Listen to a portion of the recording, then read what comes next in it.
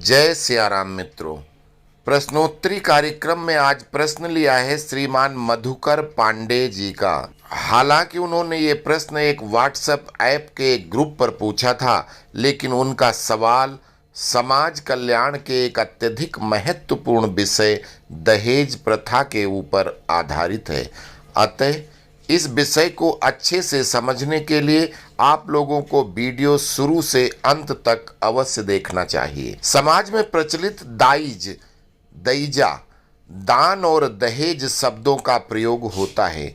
अब प्रश्न ये है कि आखिर इन शब्दों का क्या एक ही मतलब है? क्योंकि समाज में वामपंथियों और विदेशी हाथों से बनी विदेशी संस्कृति की रक्षक, सनातन धर्म की भक्षक कांग्रेस पार्टी द्वारा यही फैलाया गया है। आज के जमाने के लोग हिंदी संस्कृत पढ़ेंगे नहीं, रट्टू तोता अंग्रेजी के एक शब्द डोरी पढ़ लिया और सभी जगह उसी को लगा दिया। जब हम बेटी की शादी को निकल पड़े तो समाज में लगे ज्ञान देने कि दहेज प्रथा बहुत खराब है। आखिर हम दहेज क्यों दें? लड़के के बराबर लड़की भी पढ़ी है, दोनों बराबर जॉब करते हैं, फिर लड़की वाला दहेज क्यों दे? क्या मेरी बेटी किसी बेटे से कम है? आजकल वामपंथी विचारधारा में पल रही तथाकथित मैकाले शिक्षा के डिग्री धारक हमारी बेटियां भी कहती दिखेंगी कि ये जाति क्या है, ये धर्म क्या है, सब बकवास है, मेरा बॉयफ्रेंड ये वो इत्यादि बहुत सारी बातें बोलती मिल जाएंगी। ऑलमोस्ट 50% का न्याय सिर्फ मनी माइंडेड है और उनको दूल्हा पैसे वाला चाहिए, भले ही उसकी उम्र अपने खुद के पापा से ज़्यादा हो तो भी चलेगा, लेकिन पैसा और रसूख वाला चाहिए। लड़का किसी जाति से हो, किसी संप्रदाय से हो, पढ़ा हो ना पढ़ा हो, गोरा हो, काला हो, लंबा हो, ठिगना हो, सब चलेगा, लेकिन पैसे वाला होना चाहिए। बचपन से माता पिता ने खुद न खाकर उनको खिलाया, खुद पैदल चलकर उनको गाड़ी बाइक दिलाया, उनके एक इशारे पर कर्ज लाकर बिटिया रानी को सब कुछ दिलाया, लेकिन बिटिया रानी क्षणिक सुख के लिए उनकी समाज में नाक काटकर भाग जाएंगी। कानून बनाने वाले महानुभाव लोग शायद ये नहीं जानते कि वो पश्चिमी सभ्यता की ये जो आज़ादी दी है, जिसकी वजह से एक को क्षणिक खुशी मिल जाती है, लेकिन एक पूरे परिवार की खुशियों को जीवन भर के लिए ग्रहण लग जाता है, कलंक से रूबरू होना पड़ता है। वो पिता जो अपनी बेटी के लिए जीवन भर गर्भपूर्वक सीना चौड़ा करके चलता था, बेटी के भागने के बाद उस बेचारे का जीवन नरक बन जाता है। समाज में जिधर जाएगा लोग भले ही किसी और बात पर हंसें, लेकिन बेचारा बेटी का बाप समझता है ये सब उस पर हंस रहे हैं। वो बेटी का बाप उस दिन सच में मर जाता है जब उसकी लाडली बेटी उसकी इज्जत धूल धूसरित करते हुए फिर उस विधर्मी या विजातीय बॉयफ्रेंड द्वारा तलाक देकर 2 वर्ण संकर बच्चों के साथ घर वापस कर दिया जाता है, या फिर किसी फ्रिज में काट कर रख दिया जाता है, सूटकेस में भरकर फेंक दिया जाता है। यह सच्चाई और समाज में घटने वाली रोज की घटनाएं। आज के बच्चे कहते हैं कि माता पिता ने कोई एहसान किया क्या? ये जो किया उनका फर्ज था, लेकिन जब समाज में उनकी सारी हेकड़ी निकल जाती है, जिस दिन जेब से पैसे और शरीर की सुंदरता खत्म हो जाती, फिर उन तथाकथित पढ़े लिखे बच्चों का समाज में कितना शोषण होता है ये बताने की बात नहीं है, बल्कि प्रत्येक मोहल्ले, गांव, कस्बे में ऐसे सैकड़ों उदाहरण सामने देखने को मिलते हैं जो पैसे के लिए पिता की उम्र के व्यक्ति के साथ रहने गई थी। वो किसी चौराहे पर खड़ी दिखाई पड़ती हैं क्योंकि पैसे वाले व्यक्ति के लिए वो लड़की सिर्फ एक खिलौना थी, इससे ज़्यादा कुछ नहीं। कुछ पिता सच में ऐसी औलाद के लिए मर जाते हैं या फिर जिंदा लाश बनकर जीते हैं। आप लोग ये सोच रहे होंगे कि विषय दहेज से आज के युवाओं के रहन सहन पर कैसे आ गया। जी हाँ, आना भी चाहिए था, क्योंकि ये दहेज पर भाषण करने वाले यही युवान ही ज्यादा होते हैं। बड़ी बातें बनाने वाले, अंतरजातीय विवाह की वकालत करने वाले और बहुत सारे लोग जानबूझकर लव जिहाद को भी सही बताने वाले मिल जाएंगे, क्योंकि बेटी तो किसी और की है। इसका सही मुहावरा यही है कि पराई में लकड़ी घुसी तो मुझे तो ऐसे लग रहा है कि भूसे में गई है। वो लकड़ी जिस दिन मेरी में जाती है तो दर्द का एहसास तब मुझे होता है। हमारी इन्हीं कमजोरियों का, पाश्चात्य संस्कारों का और सबसे ज़्यादा पंथ निरपेक्ष लोकतंत्रात्मक गणराज्य की व्यवस्था का फायदा उठा रहे हैं। हमारी शहर शहर, गांव गांव से बेटियां गायब की जा रही और सरकारें सो रही हैं या जानबूझकर बिकी हुई हैं। जिहादियों ने उन भ्रष्ट नेताओं को खरीद रखा है। पांडे जी, आपका ये कहना कि दहेज प्रथा ही ये सब होने की जिम्मेवार है, बिल्कुल नहीं। दहेज प्रथा सिर्फ वहाँ जिम्मेवार है जहाँ बेटी के पिता ने बराबर की जोड़ी नहीं बनाई। शादी विवाह बराबर की हैसियत वाले घर में ही होना चाहिए। ये हमारे बुजुर्ग यूं ही नहीं कह गए थे। अगर बैल के साथ बैल की जोड़ी होगी तभी गाड़ी चलेगी। बैल के साथ भैंसे को लगाओगे तो एक हमेशा सफ़र करेगा। भैंसा पानी में जाकर लोट मारेगा तो बैल बेचारा साथ में घिसटने के अलावा क्या करेगा? हाथ पैर टूट जाएं तो भी गनीमत है। वहीं जब खेत में चल रहे हों तो बैल को उतनी गर्मी नहीं लगती, मस्त होकर चलेगा, लेकिन भैंसे के मुंह से झाग निकल रहा होगा, खेत जुत नहीं पाएगा। अगर बैल के साथ किसी घोड़े या गधे को या ऊंट या बकरे को लगा दो तो क्या जोड़ी चलेगी? खेत जुतेगा? बैलगाड़ी चला सकते हो, कभी नहीं चलेगी। यही हाल हमारे समाज का है। एक ब्राह्मण के घर के संस्कार, लौकी तोरी दाल खाने वाला बच्चा अगर अपना जोड़ीदार भैंस खाने वाले किसी विधर्मी को बनाएगा तो वो जीवन भर कितनी कोशिश कर ले, पेट भर खाना नहीं खा सकता, उसको उल्टी लगी रहेगी। ये शादी विवाह नहीं, एक उम्र विशेष का जब हार्मोन्स जवानी में उभरते हैं उस समय कोई विधर्मी, कोई विजातीय भी अगर आपको थोड़ी स्माइल देता है तो आप उसके सपने देखने लगते हैं। यहाँ तक पिछले 25 साल से तुम्हारा सब कुछ ध्यान रखने वाले परिवार वाले भी शत्रु लगने लगते हैं। यहाँ पर बच्चों को बहकने से रोकना हम सबका उद्देश्य और कर्तव्य होना चाहिए, जो हम सब भूल गए हैं। अगर मेरे पड़ोसी या रिश्तेदार की संतान कहीं किसी भी जाति के विजाति के विधर्मी के साथ देखते हैं तो हमें उनको टोकना भी चाहिए और उनके परिवार के रिश्तेदारों को बताना भी चाहिए। अगर आप सभी अपने इस कर्तव्य का निर्वहन करना शुरू कर दें तो निश्चित मेट्रो में, मॉल में, सिनेमा घरों में, पार्कों में ये अनैतिक रिश्तों वाले जोड़े लगभग खत्म हो जाएंगे। संतानों के अंदर जब ये डर रहेगा कि समाज में कोई न कोई अपना होगा जो मेरे घर पर बोलेगा, मेरे घर पर फजीहत होगी, तो वो संतान कभी भी अनैतिक रिश्ते में, फर्जी प्यार, सेक्स एक्सपीरियंस के लिए कभी तैयार नहीं होगा और यही हमारे समाज की खुशियां वापस ला सकते हैं। इसमें संतानों के अभिभावकों को शिकायत करने वाले व्यक्ति को अपना मानना होगा, क्योंकि कोई आपकी संतान की झूठी शिकायत नहीं करेगा। हाँ, आपकी संतान उस उम्र में होने के कारण अवश्य झूठ बोलेगी। बेटियों को स्वतंत्रता का मतलब उनको असुरक्षित छोड़ देना बिल्कुल नहीं है। स्त्री हमेशा पुरुष की इज्जत होती है, इसलिए स्त्री की रक्षा करना घर के पुरुषों का ही कर्तव्य है। लेकिन इसका मतलब ये भी नहीं कि आप पुरुष लड़के हैं तो आप किसी और लड़की को गलत रास्ते पर ले जाओगे। आपकी बहन, बेटी, भतीजी को अगर आप सुरक्षित देखना चाहते हैं तो आपको भी किसी भी व्यक्ति की बहन बेटी को अपनी बहन बेटी की तरह ही मानना होगा। सनातन धर्म में सिर्फ श्री राम और सीता मैया को ही आदर्श अनुकरणीय बताया गया है। अगर आप हम सब उनका अनुकरण करें और माता पिता के द्वारा विवाह के पूर्व किसी भी पर पुरुष या पर नारी को अपना माता पिता भाई बहन के रूप में देखें, हमारा समाज पुनः आदर्श समाज बन जाएगा।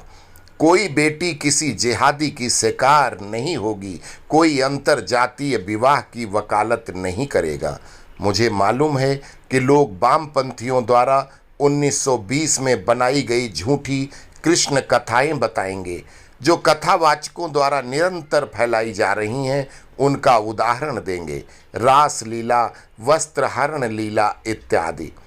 उनके लिए सिर्फ इतना ही कहना है कि 11 साल से कम उम्र का बच्चा है तो उसको कौन से विज्ञान के आधार पर सेक्स लीला कहोगे, वो भी हजारों गोपिकाओं के साथ एक बच्चा। उन्होंने लीलाएं की, लेकिन वो नहीं जो वामपंथियों ने फैलाई। वैसे भी हमारे शास्त्रों ने भगवान श्री कृष्ण को सिर्फ स्मरणीय बताया है, उनका अनुकरण करने की इजाजत नहीं दी है। वहीं भगवान श्री राम को हमेशा अनुकरणीय कहा गया है। हमें सिर्फ दशरथ जी के परिवार का अनुकरण करना चाहिए। राम राज्य अपने आप समाज की जागरूकता से आएगा। जय श्री राम, जय हनुमान का नारा लगाने के बाद गली के नुक्कड़ में गांजा की चिलम खींचते या दोस्तों के साथ बैठकर दारू पीते पशु पक्षियों का मांस खाने से राम राज्य नहीं आएगा। राम राज्य सिर्फ राम को अनुकरण करके उनके द्वारा दिखाए गए मार्ग पर चलने से समाज में सभी राम राज्य ला सकते हैं। मित्रों, वापस आते हैं उस दहेज वाले विषय पर। दहेज शब्द बहुत बदनाम हो चुका है। आइए पहले इसका सही अर्थ समझें। हमारे यहाँ लगभग हर सनातनी व्यक्ति श्री रामचरितमानस से परिचित है।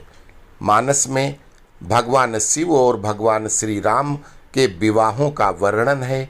विवाहोपरांत दाइज कन्या पक्ष द्वारा देने का वर्णन है। सबसे पहले देखते हैं शिव विवाह। दासी दास तुरग रथ नागा, धेनु बसन मणि वस्तु विभागा, अन्न कनक भाजन भरी जाना, दाइज दीन न जाई बखाना। सर्वज्ञ भगवान शिव को दहेज की क्या जरूरत थी? मित्रों, दहेज की नहीं, दाइज। दाइज का मतलब होता है कन्या का धन, जो कन्यादान के साथ उसके अपने परिवार के उसके हिस्से का अधिकार, जिसको न तो देने वाला कोई रोक सकता है और ना लेने वाले को यह अधिकार है कि वो मना करे। ये पुत्री के परिजनों का अपनी श्रद्धा अनुसार अर्थात अपने संकल्प के अनुसार जो वो अपनी संपत्ति में अपनी कन्या संतान को देना चाह रहे हैं, वो दान है, उसको दाइज कहते हैं। सर्वेश्वर भगवान शिव भी देने से रोक नहीं सके। भले ही उन्होंने वो सब अपनी पत्नी माता पार्वती की सहमति के बाद में ब्राह्मणों याचकों को बांट दिया, लेकिन उस समय दाइज को स्वीकार किया। दाइज में क्या था? दासी, दास, रथ और रथवान। यहाँ पर आता है तुरग रथ नागा। वामपंथी मैकाले वाले कहेंगे कि शिव जी को नाग सर्प दिए गए, जैसे वो ताड़ना का अर्थ लगाते हैं। लेकिन मूर्खों के लिए क्या बोलना, नाग अर्थात लगाम थामने वाला सारथी। नाग का अर्थ घोड़ा भी होता है। अतः एक शब्द में गोस्वामी जी ने दो वस्तुएं कर दी।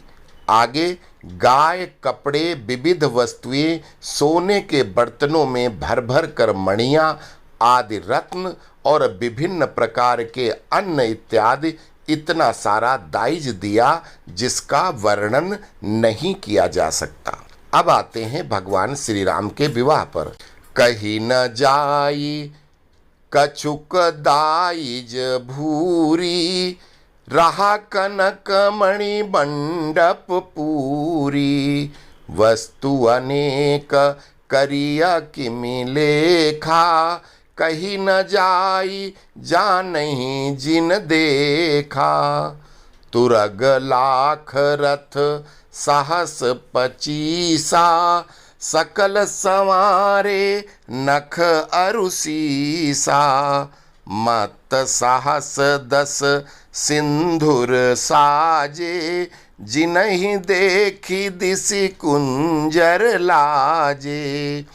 कनक बसन मणि भरी भरी जाना, महिषी धेनु वस्तु विधि नाना। सब समाज यही भांति बनाई, जनक अवधपुर दीन पठाई। यहाँ पर कहते हैं कि सोने और मणियों जेवरातों से पूरा मंडप भरा हुआ था, जो बताने में नहीं आता। ऐसे ऐसे रत्न वस्तुएं थीं जिनके बारे में लिखा नहीं जा सकता, क्योंकि ये तो वही बता सकते हैं जिन्होंने उस समय देखा था। 1,00,000 घोड़े, 25,000 रथ, सबके सब पैर के नाखून से सिर की चोटी तक एक से एक सुंदर अतुलनीय थे। 10,000 मत वाले हाथी, जिनकी सुंदरता से 10 दिशाओं के कुंजर हाथी लज्जित हो गए। सोने के बर्तनों में विभिन्न प्रकार के जेवरात, मणियां, विभिन्न प्रकार के अन्न, बहुत सारी भैंसें, बहुत सारी गायें और बहुत सारी अन्य वस्तुएं राजा जनक ने अवधपुर भेज दिया। इससे ये ज्ञात होता है कि पहले भी कन्यादान के साथ कन्या का पिता अपने सामर्थ्य के अनुसार वर पक्ष को दाइज दिया करता था। वीडियो बड़ा न हो, इसलिए महाभारत, वाल्मीकि रामायण, महर्षि अगस्त्य संहिता, महर्षि विश्वामित्र की सीता पुनरागमनम आदि महान ग्रंथों के श्लोक नहीं लिख रहा, किंतु दाइज हमेशा दिया गया है। इसका लगभग सभी ग्रंथों में प्रमाण है। अवधी भाषा में दाइज का अपभ्रंश दैजा कहा जाता है, जिसका मतलब सिर्फ दान है, दहेज नहीं। सनातन संस्कृति का, बल्कि मानव संस्कृति का सबसे पुराना संविधान मनुस्मृति, जिसमें कहा गया है कि प्रत्येक संतान, चाहे वो पुत्र हो या पुत्री, माता पिता या पैतृक संपत्ति में बराबर अधिकार रखते हैं। भीमराव अंबेडकर के संविधान में तो 1956 में अलग से कानून बनाया गया, किंतु मनुस्मृति में महिलाओं को समानता का अधिकार लाखों साल पहले से मौजूद है। मनुस्मृति में ये भी कहा गया है कि पुत्री के अधिकार को जब आप अपनी कन्या का दान किसी व्यक्ति को करते हो, उसी समय दे देना चाहिए।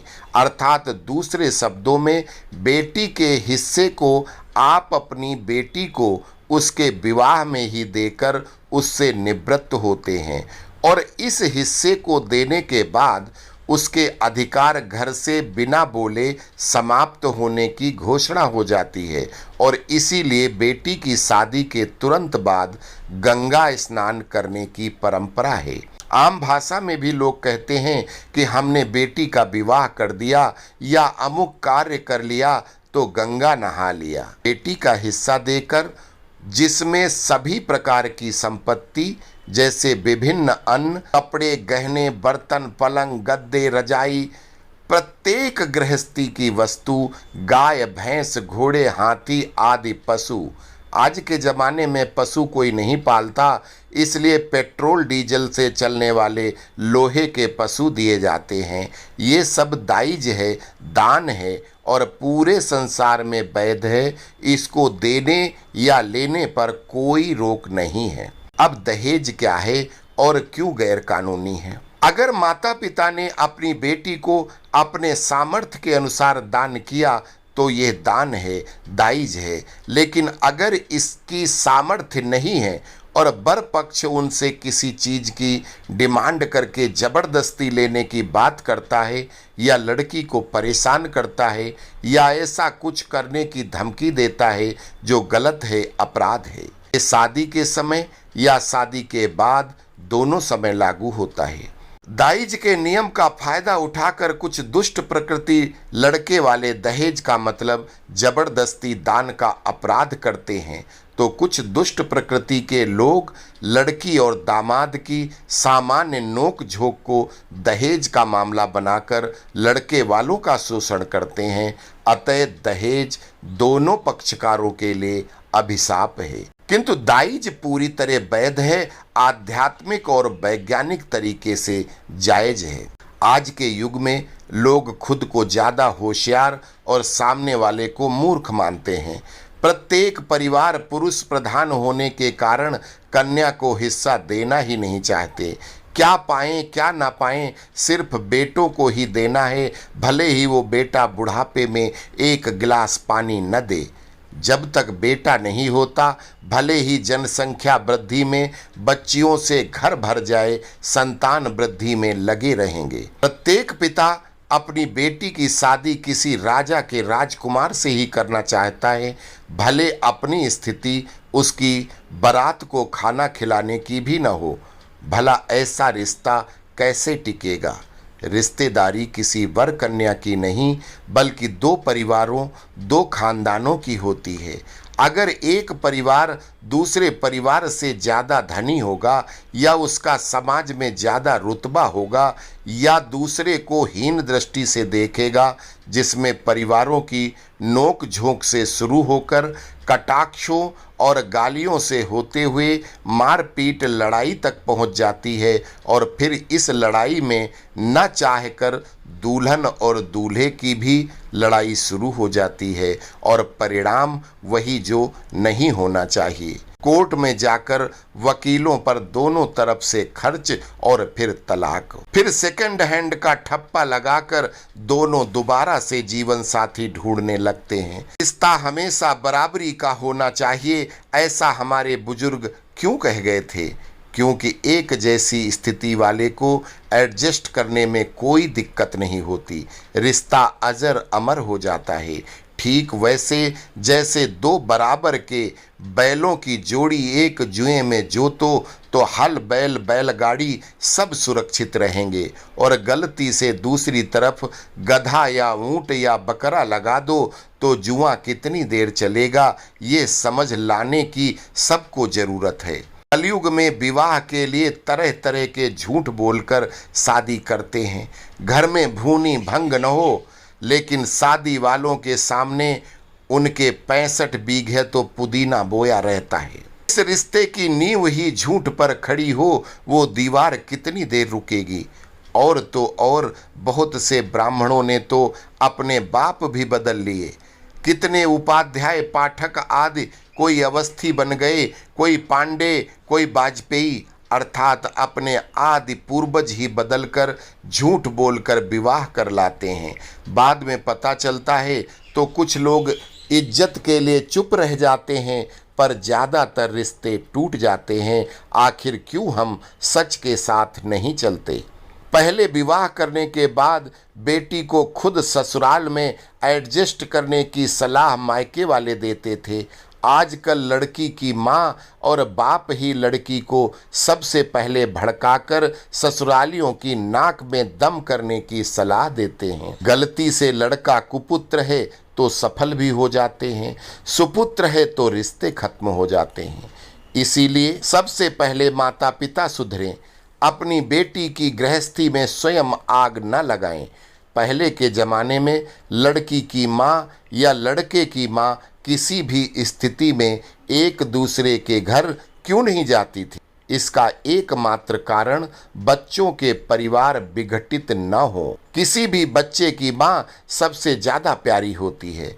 अगर किसी समधन द्वारा उसकी संतान के सामने समधन का अपमान हुआ तो क्लेश होना अनिवार्य होगा। फिर बदला लेने की परंपरा, फिर लड़ाई, फिर कोर्ट और फिर तलाक।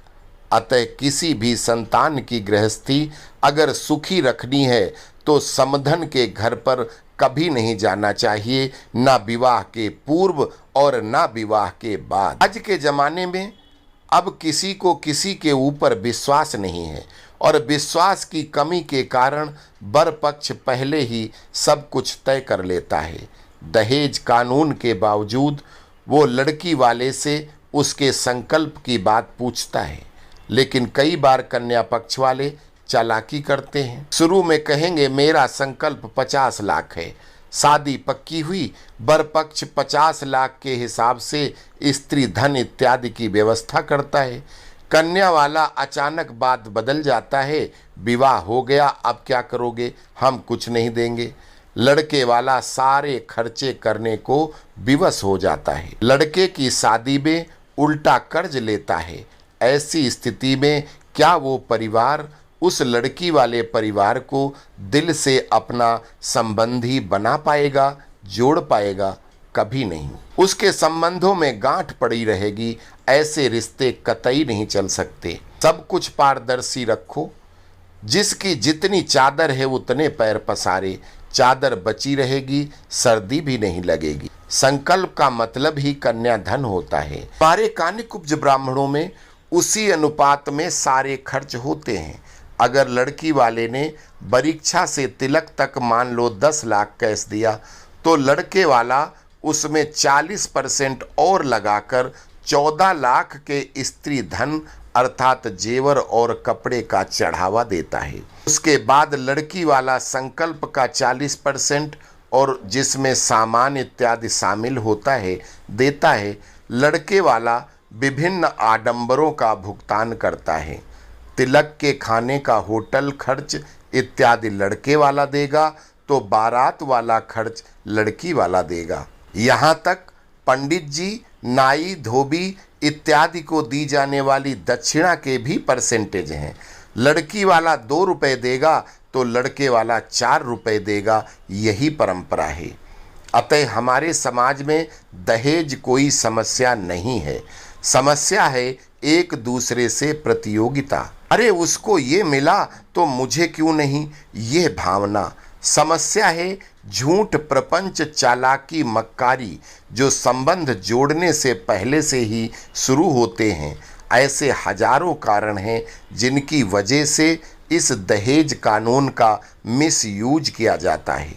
जबकि संपूर्ण भारत में सिर्फ दहेज के लिए संबंध बिगड़े हों, शादी टूटी हो, यह संख्या ना के बराबर मिलेगी, नगण्य मिलेगी। जैसे समाज में SC/ST एक्ट का रियल में एक भी केस सच नहीं होता, ये हम सब जानते हैं, वैसे ही दहेज एक्ट का मिसयूज होता है।